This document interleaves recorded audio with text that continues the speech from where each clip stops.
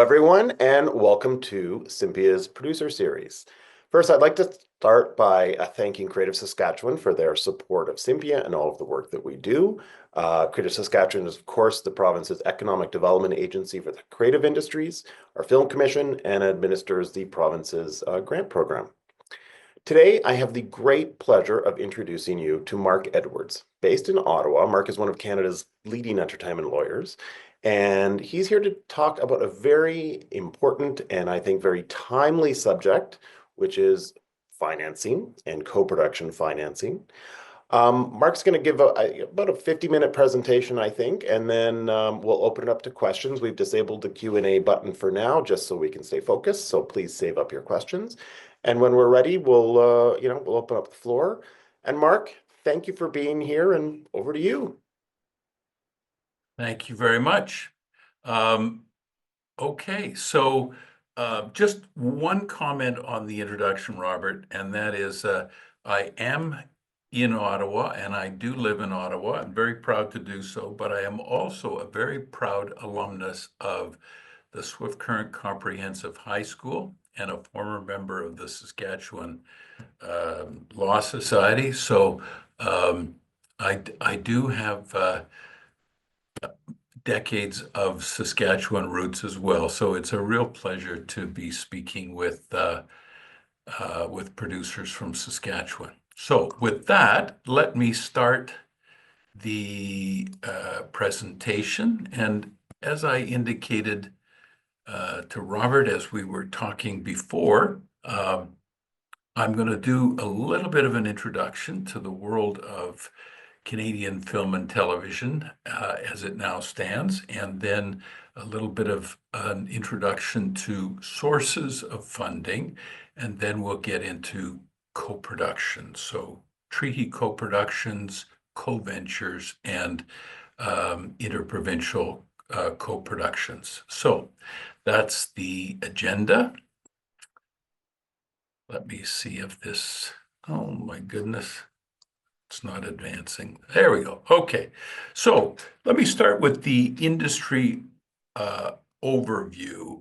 I just want to situate you in kind of in the current place and time in terms of the production industry. And let me start by acknowledging that the information, the charts, and all of these statistics come from the Canadian Media Producers Association from their annual profile report on the state of the industry in Canada. So thanks to CMPA for this. They do an invaluable service in and have for decades of providing this information to producers. And their profile is free online. If you go to CMPA and search profile, I highly recommend it. You will learn a great deal about your industry by reading their annual statistical analysis. So let's look at the industry overview. Now, I'm looking right now at the left-hand side, the graph. So they go back 10 years to 2014-15, and we were at about $7 billion worth of production, of which the blue, the bottom, is $2.6 billion in foreign location and service work, okay? The next two, the black and then the lighter blue on top of that, is the combined Canadian television and Canadian theatrical feature film. So the movies of the week are in the television category, I think. So those are the next two, and then third is the broadcaster in-house production. So I tend, when I do these calculations, to pull out the Canadian or the broadcaster in-house. And look at what the independent production market is doing. So one thing you'll notice right off the bat is that starting in 2014 and moving right up to 22-23, with a little bit of a dip there for COVID in 2020-21, you have a fairly steady slope, maybe a 30-degree slope, um, from 7 billion up to almost $12 billion of production.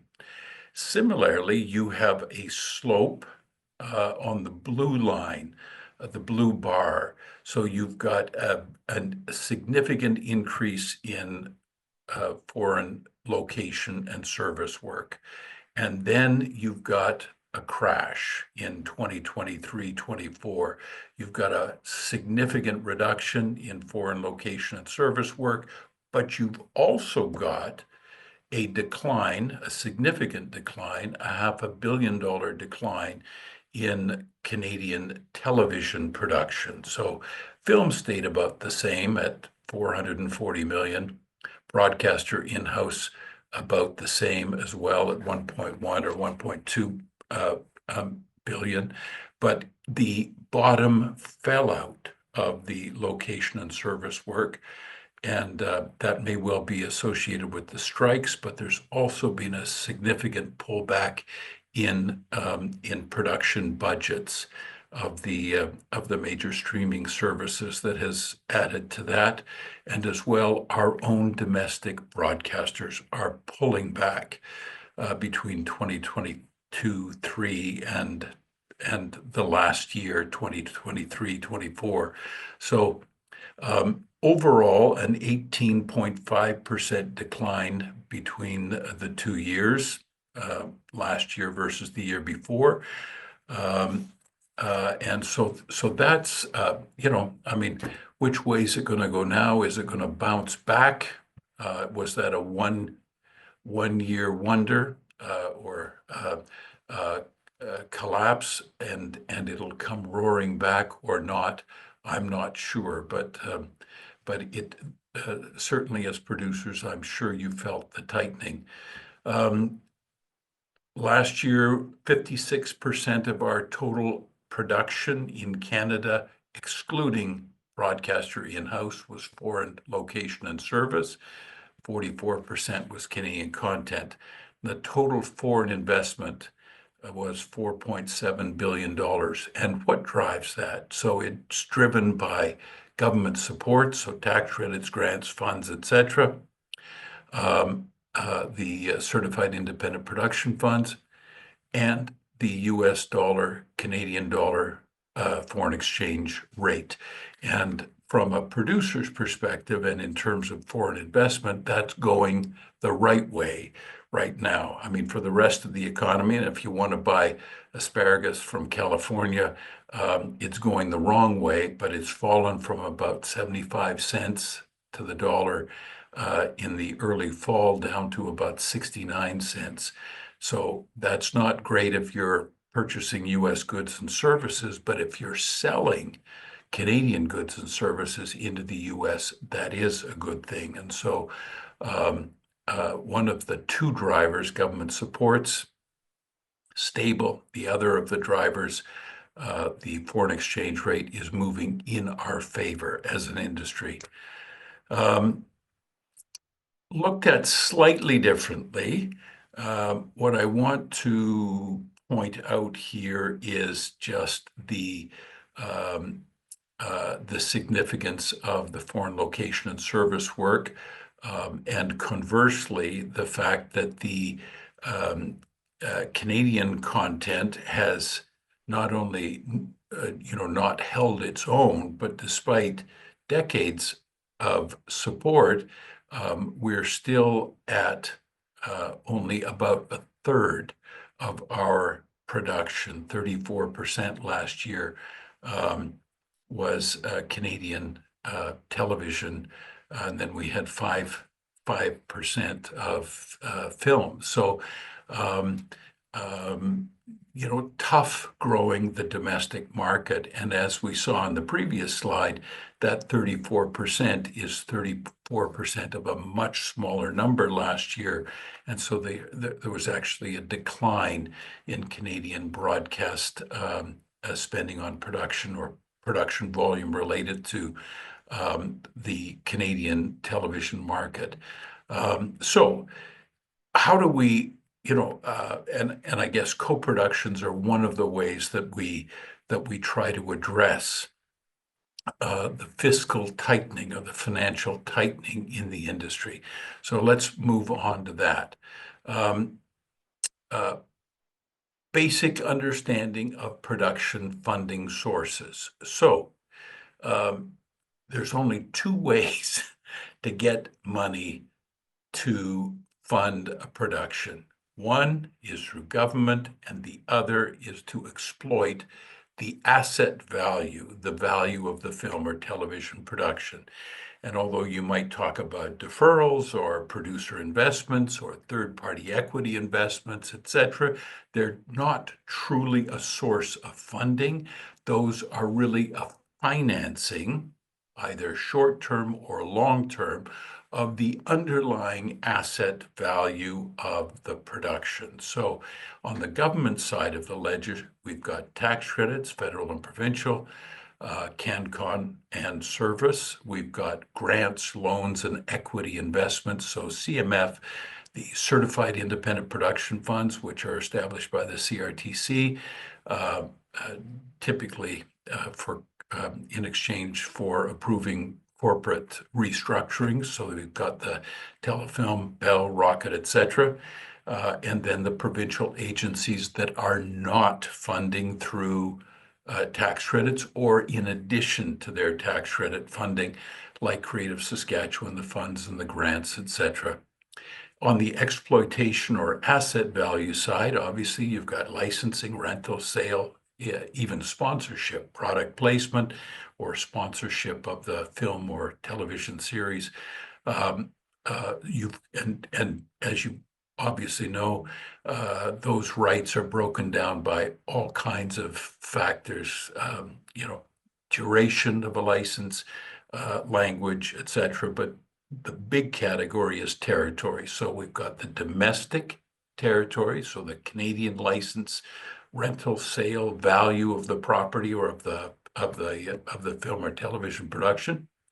We've got the foreign territories, and then if there's some success, there are ancillary rights. So if the program is successful, there may be merchandising, publications, theatrical rights, et cetera. But the core of the asset value is the licensing or rental or sale value in the domestic territory and the foreign territories. So how does that break out? And this is a useful slide. This is something that, if you're sitting down and saying, okay, how do I finance the production of my film, or how do I finance the production of my television series? This is a good starting point. This is where, on a historical basis, in 2023-24, according to CMPA's profile, where the money came from. So in terms of the government sources, on the right-hand side, I've totaled them. So from the government sources, you've got tax credits. So on the left-hand side, you've got the uh, uh, third and fourth line down: federal tax credit, provincial tax credit. Total value of those 29% of the total Canadian production budgets. Then you've got CMF, 2/3 of the way down on the left-hand side. They're at 8%, telefilms 2%, and other public uh, um, um, agencies, et cetera, another 5%. So about 44% is coming from government. Now, I've seen productions with lots higher numbers than that. So this is obviously a primary focus of Canadian producers. I often say we're better at grant and fund applications than we are at making film and television, though we're good at both. But certainly it is a necessary skill as a producer to be fully aware of all of the grant, fund, equity investment, and tax credit opportunities of the various federal, provincial, certified independent production fund, CMF, telefilm, et cetera, et cetera, et cetera. So that's obviously where you start, and you're going to have to get a significant portion of your budget funded from those sources. But it's almost never enough. And so, and nor should it be, frankly, if you're making something that nobody wants to watch or is willing to pay to watch, then there is a problem, because ultimately a film and television production is meant to be seen, and so there should be an inherent or an exploitation value to that asset. And so historically, or at least across the industry in Canada last year, that asset value is about 54% of the budgets. So the broadcast license fees were 24%, other pre-sales and distribution. So I've lumped together both the foreign pre-sales and advances as well as Canadian distribution uh, um, contributions, and that's 23%. And then other private. I put privates in quotes because it's not entirely private. They've lumped in the certified independent production funds. Sorry, that's not a CIPC. It should be a CIPF. In any event, so in terms of building your funding model, these are, every one of these categories should be looked at. How do have you maximized the tax credits? Have you thought of CMF, Telefilm, other public agencies?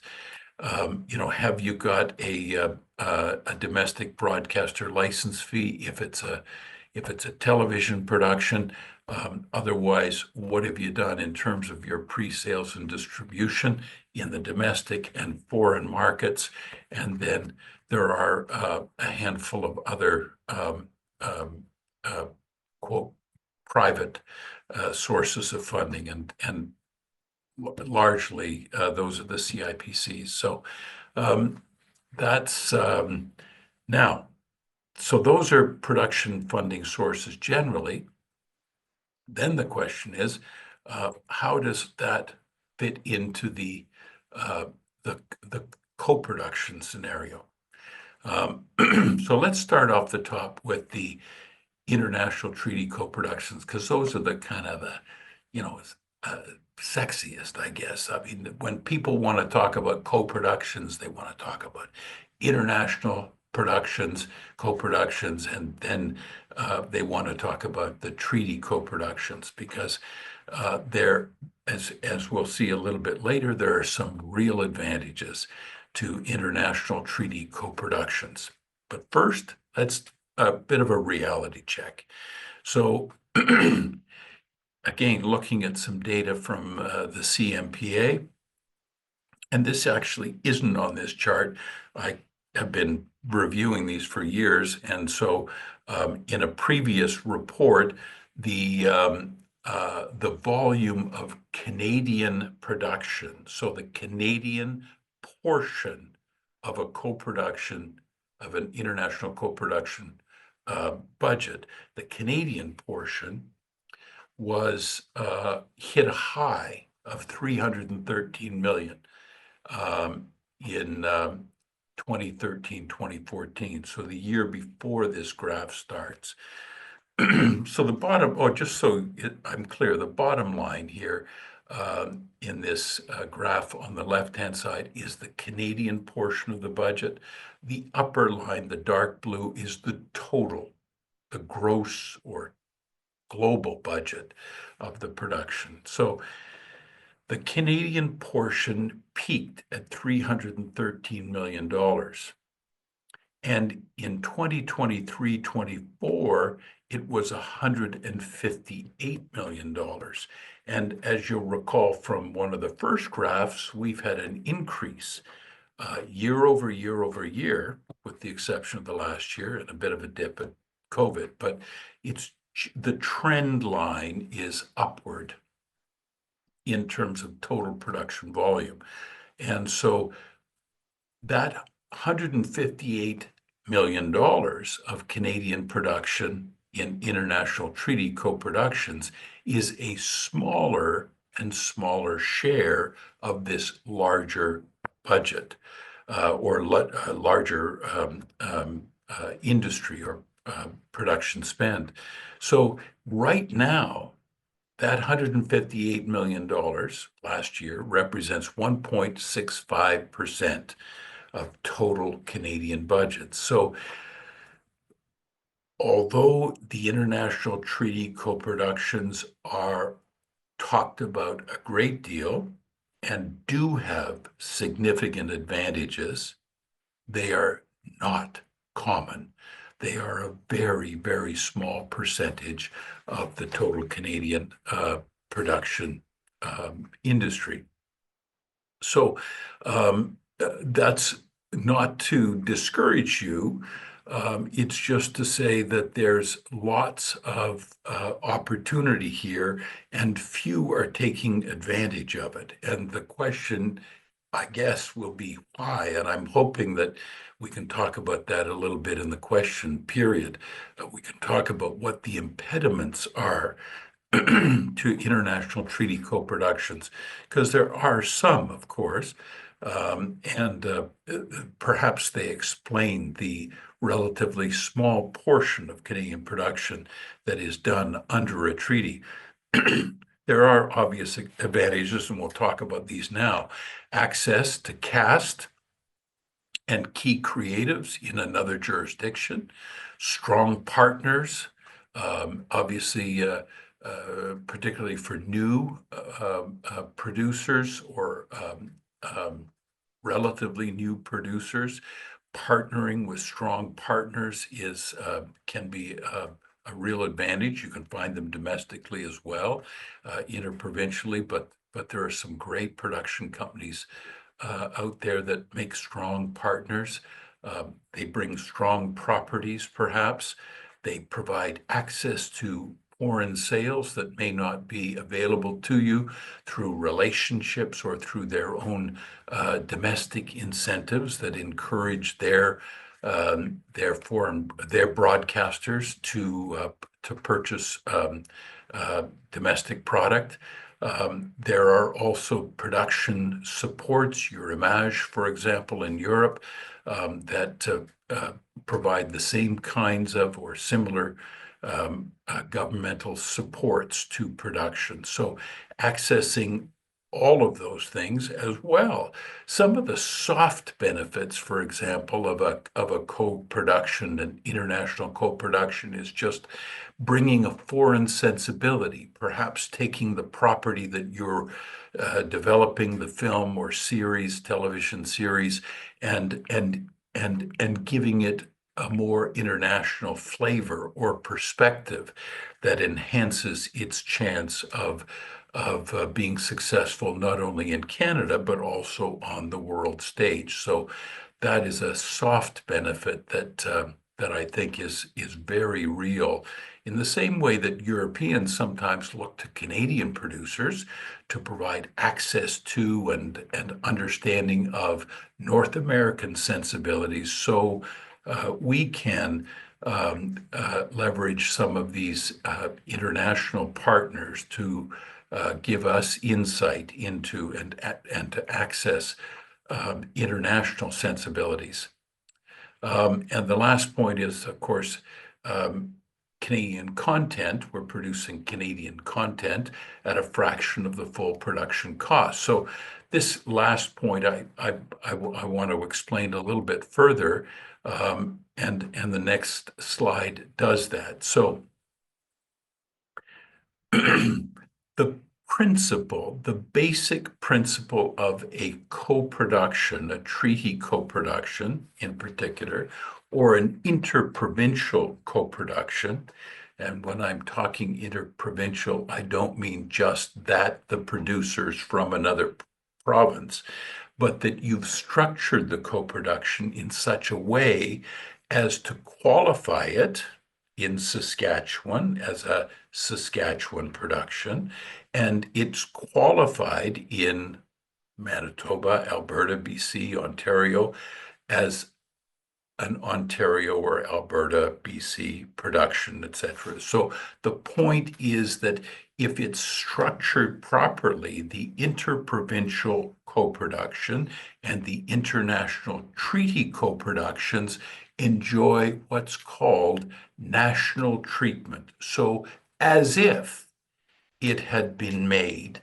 in accordance with the domestic or local rules for a local production. So it's simplest to understand this in the international context. You do a co-production with France, for example, or the UK. You do it within the terms of the treaty. You work with Telefilm. They recommend, etc., certification to CAVCO, and it's qualified, notwithstanding that only 20% or 30% or 50% of the production was done in Canada. It qualifies as Canadian content. Similarly, in the UK or France, wherever the co-production partner is located, under the treaty, it qualifies as, for example, French production. So all of the benefits in terms of preferential access to French broadcasters, access to French and European funds, credits, supports. When I started producing, it was what's called a sale and leaseback program, which was a kind of a tax shelter program in the UK and in Germany. That was available to these co-productions. So the point is national treatment. It's access to the domestic um, uh, production treatment and benefits in each of the co-producer territories. And whether that's international or interprovincial, this is the real power of the properly structured international or interprovincial co-production. Now, the benefits, obviously, the funds, the grants, the tax credits, etc., are calculated only on the local portion of the spend. So if it's a 40% Canadian, 60% French, it's the 40% of the production that's done in Canada that qualifies for these credits, grants, etc.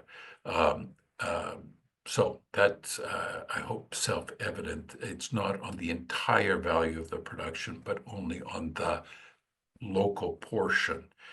Access to production expertise, we talked about that a little bit, relationships and funding, all of which frankly adds up to a risk reduction. So reducing your risk as a producer by spreading the financial risk, the production risk, the relationships expertise over a broader base.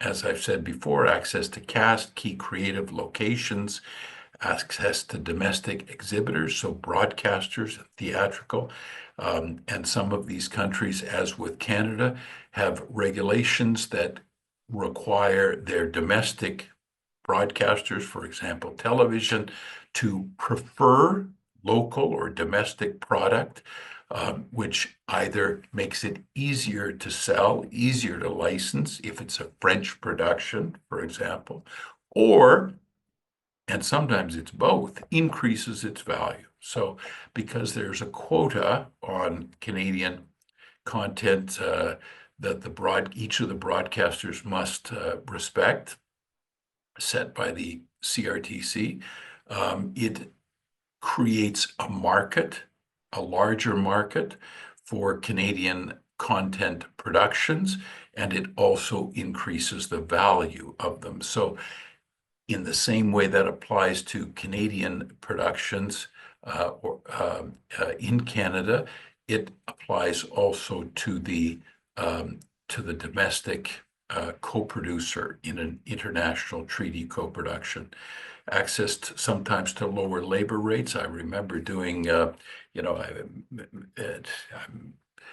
feel somewhat badly talking about this, but when we were doing, I used to be an animation producer, and we did a lot of international treaty co-productions.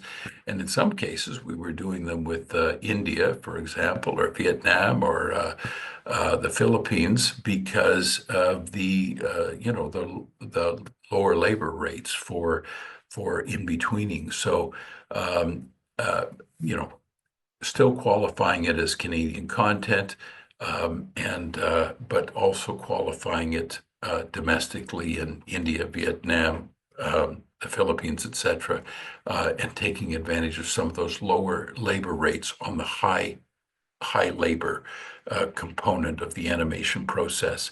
One last thing about uh, co-productions, of course, they can be bilateral, two parties, or multilateral, so you can have more than two co-production partners.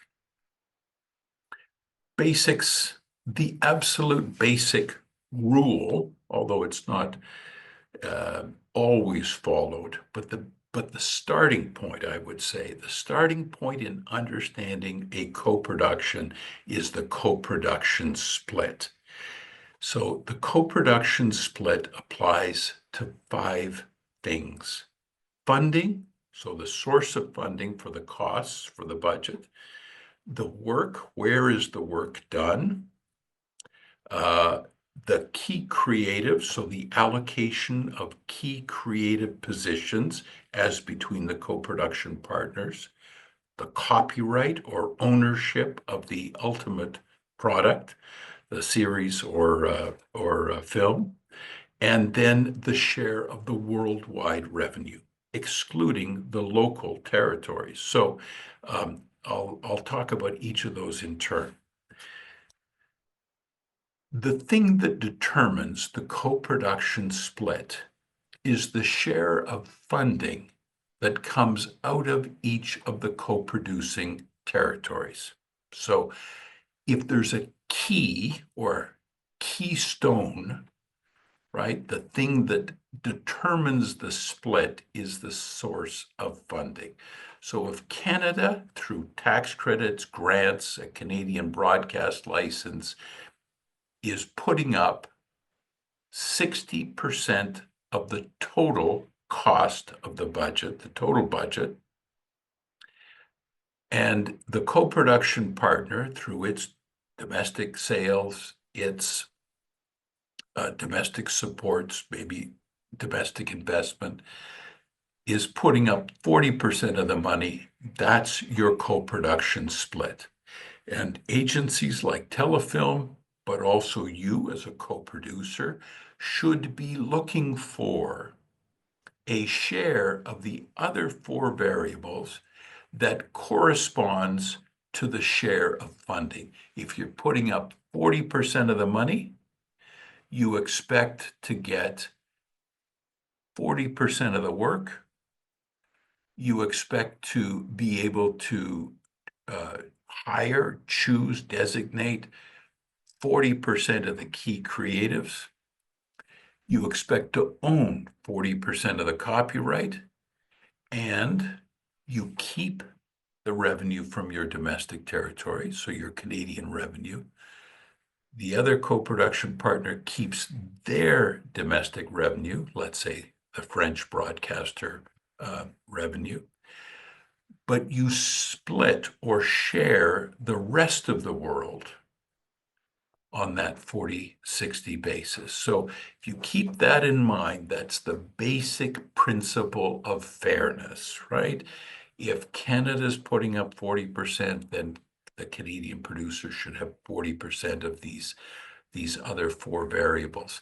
And it's not just the international treaty, as I say, that's a good rule of thumb as well on interprovincial. Canada has 57 international audiovisual production treaties. We're always negotiating new ones. They're administered in Canada by Telefilm, which makes so Telefilm is essentially the foreign sales arm of the government foreign element of the Canadian film and television production industry. They don't certify co-productions, treaty co-productions, but they do recommend certification to CAFCO. Ultimately, the minister signs off on these, but Telefilm does the heavy lifting. Telefilm will work with you on structuring your co-production, making sure that it abides by both the treaty and Telefilm's guidelines. So there are really two sets of rules you have to be aware of: the individual treaty as well as Telefilm's general guidelines.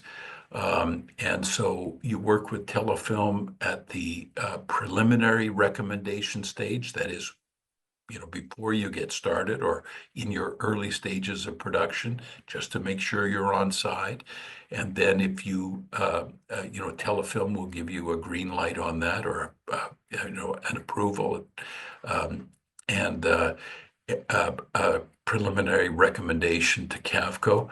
And then if you obviously, if you change some aspect of the production along the way, good advice is to contact Telefilm, make sure they're comfortable with it, keep them in the loop. Don't wait till the end of the production and then say, oh, well, guess what? We said we were going to spend 40% in Canada. We only spent 20, because that situation may be hard to resolve at that stage. So keep Telefilm in the loop. You make changes along the way. Make sure that they sign off on those, and you shouldn't have any difficulty.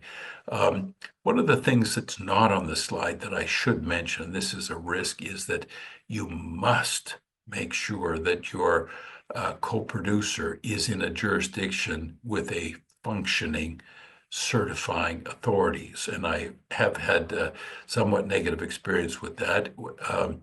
A country where for 2 years they didn't have a director of their certifying authority even appointed. So the country did not do co-productions very often, and so they didn't bother staffing the office. And so when we came to, or our co-production partner came to the point where they wanted to get a certificate, there was nobody to do it, and we waited a couple of years. That was very, very difficult, frustrating, but also expensive, because you're paying interest on your loans, and Canada will not certify without a certificate from the other side. So a treaty co-production will not be certified unless both parties certify it as meeting the requirements of the treaty. So that's something to watch out for. Most of the treaties follow the co-pro split described above. There's a minimum participation by each of the countries. It varies depending on the treaty between 15% and 30%. 20 would be quite typical. And then some of the newer treaties, there's a half dozen that have been signed since 2014. They're quite a bit more relaxed on the key creative split.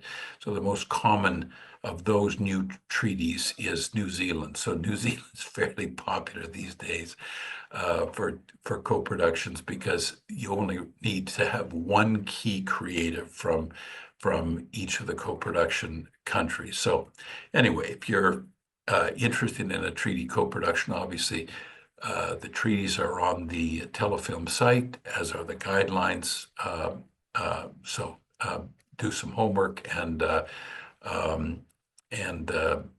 you'll get the details here. I'm just giving a very broad overview. In terms of the interprovincial, each province has its own qualification criteria. My understanding of Saskatchewan is that in your Saskatchewan stream, which is the higher value stream, the applicants must be the owner or co-owner. It doesn't set a minimum of the project, but the share of copyright, which is typically a surrogate for, or an equivalent to, the ownership stake. So the copyright stake must be proportional to Creative Saskatchewan's financial participation. So, again, this is very much what I've said about the the description of the co-production split. So here's a good example of the co-production split: copyright following the, in this case, Creative Saskatchewan's participation. If they put up 20% of the money, they want to see 20% of the copyright owned by the Saskatchewan producer. Obviously, service production stream, there aren't any copyright ownership requirements, but these things are not difficult to find. BC, Ontario, etc. Just search interprovincial co-production and Creative BC or Ontario Creates, and you'll see their guidelines. It's typically a combination of spend in the jurisdiction, work done in the jurisdiction, and copyright ownership by the producer in the jurisdiction. Co-ventures, we'll touch on these very, very briefly. These are a category of production that are defined by the CRTC, that's the Canadian Radio Telecommunications Commission. And so they involve co-productions with non-treaty states, such as the US, or a non-compliant production with a treaty state. Basically, it's an international co-production not done under a treaty, and the most common example by far is a co-production with the US. The interesting thing about co-ventures is they will allow you to qualify the production, and I'm not going to get into the specifics of them, but they will allow you to qualify the production as Canadian content, but it doesn't qualify for the tax credits, the federal tax credits.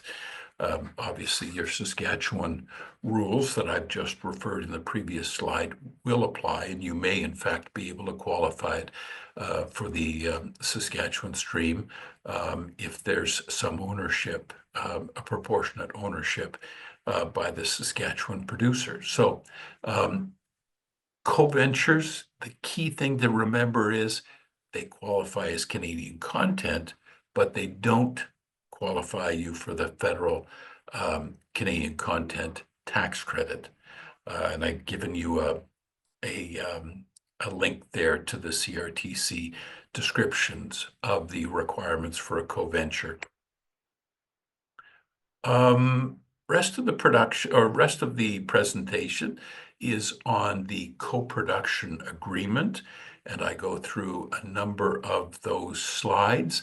I'm not going to go through them today. This was these co-production agreement elements are really a bit of a bonus, and I will include them in the PDF that I send to Robert, and you're welcome to get a copy of the presentation, including these notes on the co-production agreement, control, budgets, source of funding and financing, production, post-production, exploitation, etc., further productions, credits, disputes, everything else. So they'll be in the PDF, but I'm not going to go through them today. I want to leave 10 or 20 minutes for questions and discussion. So I think Robert's enabled the Q&A, and I will stop sharing the production.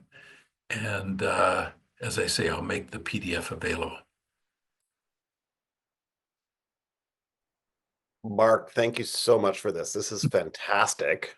What a great overview. Well, it feels like a bit of a fire hose, Robert. It's just, I mean, I'm talking to a blank screen. There's no people. It's like, I don't know. Oh, Mark, Somebody there's there? 25 people in this room who are eating this up. I hope you know that. Okay. And I love that everyone should know that just before we started, Mark said, I don't know much to talk about. I think this will be like 2 minutes. I've And that's never, oh, you should say that to, yeah, my wife would laugh to hear you say that. Mark, you've never restricted yourself to 2 minutes in your life. So anyway, hope I didn't go on. No, this is great. Thank you. And listen, and thank you for sharing the deck with everyone. Just so everyone Yeah. knows, what we'll do is we're going to put Mark's presentation up on the SMPIA website later, and we'll share the Sure. deck there so that people can access it. Now I'm just going to open up the Q&A. As we say, if anyone has a question, please hit the Q&A button on the bottom, and then we can we can ask Mark and go from there. I just want to go back to the SR co-ventures for a second because I know that's something that sometimes confuses people. But SR co-ventures are a way that, for example, you might be able to do a co-production with the United States, which we don't have a Hmm. co-production treaty with. Yep. Uh, Now they don't qualify for the Canadian federal tax credits, but do they No. qualify for the Canadian service production tax credits? Sure. Sure. Yeah, Right. yeah, yeah. I mean, almost anything qualifies. God, those things, two qualifications, total budget of $1 million, and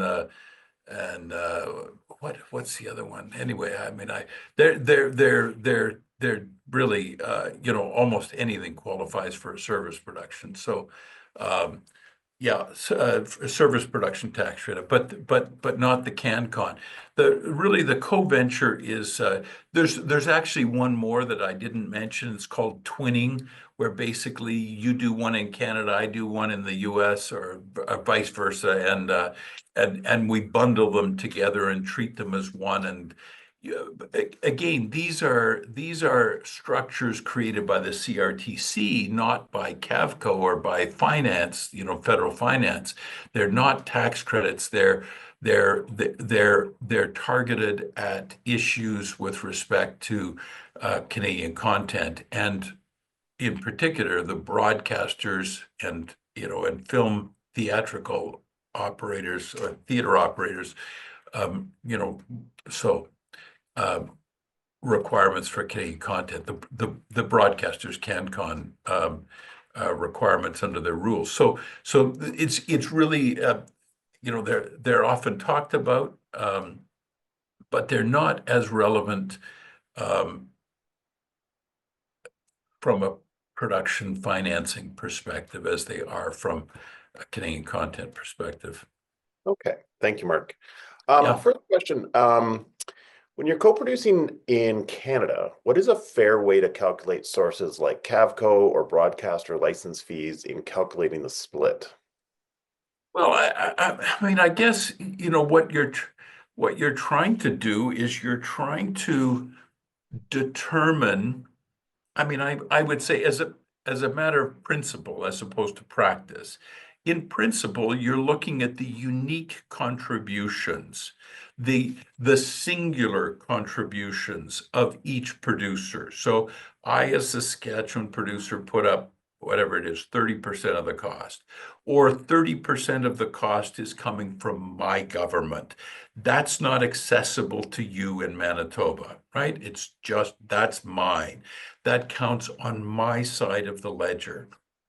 So if I come up with 300K out of Saskatchewan that I bring to the table through my government or my investors or my domestic or local exploitation, that counts on my side of the ledger. And similarly with Manitoba or BC or whatever. So anything that we share, I would say, would be determined by that co-production split. So if you're looking at the unique contributions of each producer, and then anything that's shared between the producers would typically follow the percentages that have been determined by the unique contributions. Now, as a practical matter, if you can fit it within the rules, whatever those rules are, depending on the jurisdiction, if you can fit it within the rules, and there's some reason to do otherwise, you will. So, for example, you really want to produce with the Manitoba producer. The Manitoba producer has locations that you want, or people that you want, or experience, or you just like them and they're your friends and you want to make a movie with them, or maybe they brought the property, whatever it is. There are reasons you are motivated to do the production with them, and you're bringing more dollars to the table than they are. They need a larger proportion of the funding from CMF or the National Broadcast License or whatever it is. I mean, these things happen all the time. Um, so, for example, I mean, I was working on one fairly recently when uh, the the the Canadian producer was really only bringing about 20% of the budget from Canada. But the Canadian producer needed, because of the amount of work that was being done here, we were getting a disproportionate amount of the work in Canada. We needed more money. And so there was a disproportionate allocation of the worldwide distribution guarantee. So Canada didn't get 20% of the minimum guarantee from the international distributor. They got, I don't know, 60, 70%. And so, sometimes the practical realities are driving this. And then, you've got to figure out, how do I fit this into the treaty? How do I make this fit into the rules? So in that case, what we did was we treated that as foreign money, so they got 80%, but they then lent 60 points, let's say, to the Canadian side to fill out the Canadian side of the budget, but the Canadian side of the Canadian producer owed the foreign producer that amount of money. And so as distribution revenue came in after the minimum guarantee was covered, the Canadian share would go to the foreign producer until the loan was paid back. So what happens is that, the split of work and of money and all these things, they tend to be driven by practical considerations. And then after the fact, you try to fit them into, and you use all kinds of little tricks is too strong a word. They're not tricks, they're just characterizations of the cash in order to meet the requirements of whatever it is, the treaty or the provincial regulations. So So it would be a matter of looking at, like, here's what we're trying to do. Here's where the financing is coming from, what's available, and then kind right. of, figuring out these different scenarios. If we do it this way, here's the implication. If we do it that way, Right. here's the implication, and just find the best way forward. Yeah, and a structure that fits the rules, right? So as much as possible, right? I mean, I believe in simple structures. So as much as possible, so the preferred structure is the simplest structure. Now, if the one that works for you and for the co-producer and fits the available funding, et cetera, is offside in some way, then you've got to tweak it. You got to add a layer of complexity, like, the one I just described, where the international revenue is disproportionately allocated, or allocated according to a split other than the co-production split. And so, you've got to find a mechanism to do that. It makes it a little bit more complicated, but, so start with the simplest practical, reality of the production and of the financing. Does it fit? If not, what do we need to do to tweak it? So that's Right. it's a two-stage process. These things are very, very iterative. As you move production from one side to the other, or maybe we'll do the post here, or maybe we'll do the, what. So as you move these tasks around, you're moving budget as well. And, so, and then budget, of course, affects revenue, because a lot of things, whether it's grants or tax credits, are determined by spend. So the moment you change one, it changes another and changes another, and so there's this kind of pinball effect. And so you have to run the scenario. Oh, it doesn't quite work. What if we did that? You need a good Excel spreadsheet, right? So you change one variable, and you see the impact on all of these other factors. And so it's co-production budgets, all budgets, but certainly co-production budgets, and funding scenarios and splits, et cetera, are highly iterative. You might do it, 100 times, just to see what work split, what key creative split, what funding split, will actually work. So, And Mark, I get the feeling you get very excited about running those numbers. I can tell you're the kind of guy who loves figuring out those scenarios. cash flows. I love cash flows. Yes, you're absolutely right. I do. I like Excel. I'm a big Excel fan. Me So, too. Me too. I'm a fan. I have a few more questions, and I'm okay, actually going to go a little out of order and just start with something very specific, okay. I'll keep and them then we'll get short. into some big picture things. If the co-production country is in the EU, how does this affect hiring creatives, cast, etc., located in the EU but not in a specific co-production country? So my understanding of the EU rules is that if you're partnering with an EU member, you can national treatment really means EU treatment. That's my understanding. So a French co-production means you can also bring in German crew or That's my German money, and understanding. Yep. great. Okay, that's very fluid. I like that. The advantage Um, of a big here's common a big market. Yeah. exactly. Now here's a big question. This could be its own session. Um, do you anticipate any negative situations happening to the Canadian industry with the tariff situation in the US? Might not be fair to ask you that question. Obviously, you know as much as the rest of us as we look I at don't this, know but any anything thoughts? about it at all. What I would say is this. And we talked about this a little bit beforehand, Rob. So I'll try to keep my answer short. Um, the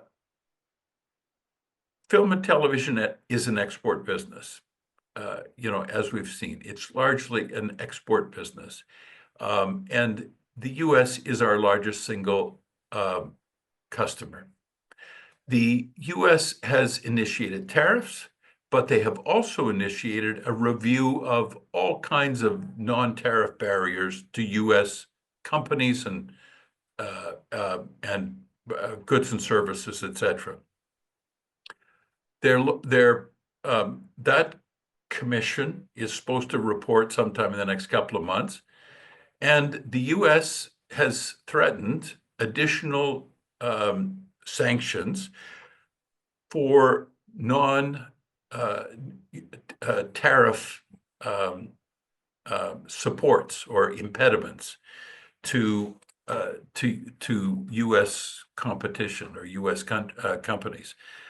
And our dairy marketing and whatever eggs fall into that, but so do our film and television supports, our cultural supports. And as I mentioned earlier, as we were talking earlier, the basic structure of our existing free trade agreement, the Canada, US, Mexico free trade agreement, is that cultural industries are exempt. But Trump has thrown the agreement out the window, and there's no reason to think he won't throw the cultural exemptions out the window. So we have a heavily subsidized and supported industry. If we're not going to exempt culture and treat it like any other industry, and the US is looking at these kinds of government supports of industry that they feel, view as discriminating against their own domestic producers, they can take retaliatory action. Now, so that's the reality of it, and so I think we're at huge risk. What weighs against that? One, as I said earlier, Trump doesn't seem to have any great love for Hollywood, so maybe isn't interested in doing anything for them, like slapping tariffs on product out of Canada. And secondly, our Canadian dollar is declining in value, and so that creates a certain counter pressure, so makes it more and more attractive for American producers to come to Canada. So, we're not going to immediately be hit by tariffs, but they could be coming. Don't know. Obviously, it would be very, very difficult, as you know, started out, that 56% of what we do in Canada is service and location work. and most of that comes from the US. So that would be hard. I mean, the industry is struggling right now, and the US, or the foreign service and location work, was down 28% last year. So um, those two things are definitely linked. Absolutely. Now, our next question is it's a little big and complicated, so I'm going to try and break it down into sort of smaller parts. And it's actually in regards to working with the US and the fact that we don't have a treaty co-production right now. And I think the intent of the question is to ask, like, hey, oh, should we move towards one? Do you see us moving towards having a treaty co-production with the states? Um, but I think we know we can get into it, but there's a lot of reasons why that probably won't happen, at least not in the near future. But I Right. guess the deeper question is looking at all of the different state tax incentives and all of the benefits of working with different states. What are the opportunities that you see for Canadian producers, Saskatchewan producers, to be working with producers in other states? And, do you have to do an SR co-venture in order to, say, do a show where that's Saskatchewan and Georgia, or are there other mechanisms to do that? What's your take on working with producers in other states? I mean, if it suits the product, if you've got a producer that you want to work with in the U.S., if the state and local incentives make financial sense, sure, why wouldn't you? Why wouldn't you? I mean, qualifying content as Canadian content is it's only part of the equation. I mean, it may or may not be an advantage to you to have it Canadian content. It may be better to have, a great co-production partner with some good local, incentives, and that co-production partner brings those incentives to the table. So yeah, I mean, I don't know why you wouldn't.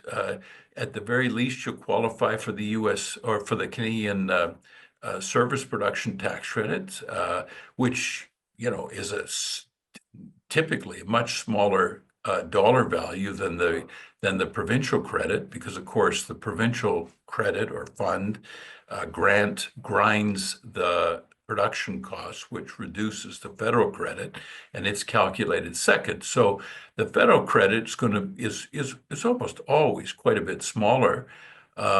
So you drop a few points from the CanCon credit to the production services tax credit at the federal level, but if you can still qualify it with the Saskatchewan stream credit, or even the services credit, 25 versus 30. You've got some bonuses you may be able to get there. I don't know. Sure, if it makes financial sense. I don't really. The strength of CanCon is when you're producing television and the Canadian broadcaster has an incentive to buy it. I mean, it's really just another tax system, right? I mean, it's the CRTC saying, "Hey, CTV, you got to show X% of Canadian content." What does that do? That creates a market for Canadian content. It means that CRTC has got to buy it. And secondly, in order to buy it, it has to be made, so they have to pay a certain level of fee. So that requirement of CanCon drives demand and drives price. So, but if you're financing it in other ways, and you're not concerned about the Canadian license to television production, or a Canadian sale, sure, why not? Fair enough. Well, listen, Mark, we are over the hour. So I want to say thank you so much for a wonderful presentation. As I say, we'll make it available on SMPIA's website so people can download your deck. Thank you for that. And My really pleasure. appreciate it. Take care. Thank you, Robert. Thanks, everybody. Thanks for your patience and your time. And Robert, I'll provide you with a PDF.